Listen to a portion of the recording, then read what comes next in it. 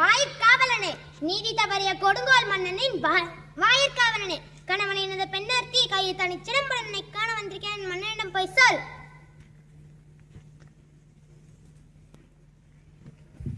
வாழ்க மன்னா வாழ்க, தென்னம்பருப்பின் தலைவா வாழ்க, செலியனே வாழ்க, தென்னவனே வாழ்க, இதுவரை பழிச்சொற்கள் சேராத மன்னனே வாழ்க. உங்களிடம் கூறுவதற்கு ஒரு செய்தி உள்ளது அரசே. எந்த செய்தி? தம்மை காண ரௌத்திரம் படைத்த பெண்ணொருத்தி நம் அரண்மனை வாசலில் நிற்கின்றார். அவள் பார்க்க காளி போல் இருக்கிறார், ஆனால் காளி அல்ல. துர்கை போல் இருக்கிறார், ஆனால் துர்கை அல்ல. பிடாரி போல் கோபம் நிறைந்திருக்கிறார், ஆனால் பிடாரியும் அல்ல. யார் அந்த பெண்? உடனே அழைத்து வருக. அரசர் அழைத்தார். நீரொழுகும் கண்ணுடன் என் முன் நிற்கிறாயே, நீ யார்?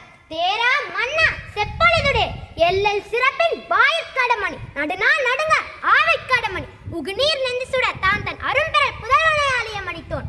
நீதி வழங்காத மன்னனே, ஒரு புறாவின் துன்பத்தை போக்கிய சிபி மன்னனும் தன் அரண்மனை மனை சத்தம் கேட்டு ஒரு பசுவின் துயரம் மறந்து தன் ஒப்பற்ற மகனையே தேர்ச்ச கரத்தில் இட்டுக் கொன்ற மனு நீதி சோழன் வாழ்ந்து புகழ் பெற்ற புகார் நகரமே யான் பிறந்த ஊர். அந்நகர் பலியில்லாத சிறப்புடைய குடியில் தோன்றிய மாசாத்துவன் மகனை மனம் பிரிந்தேன்.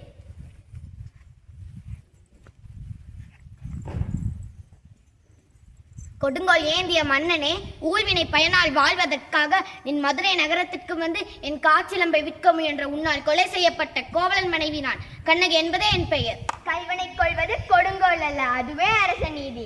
ஆத்திரத்தில் அறிவு கண்ணை மூடிவிடாத தேவி.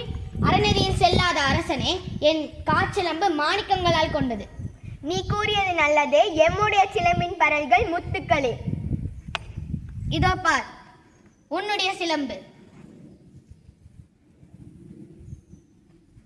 பார்த்தாயா, முத்துப்பரல்கள்.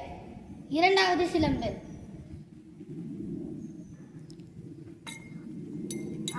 மாணிக்க பரல்கள். புரைச்சொல் கேட்டு அரண் தவறிய நானோ அரசன், நானோ கல்வன். அரண் தவறாத குடிமக்களை காக்கும் தென்மையாச்சு என் முதல் தவறியது. ஆகவே என் வாழ்க்கை அழியட்டும்.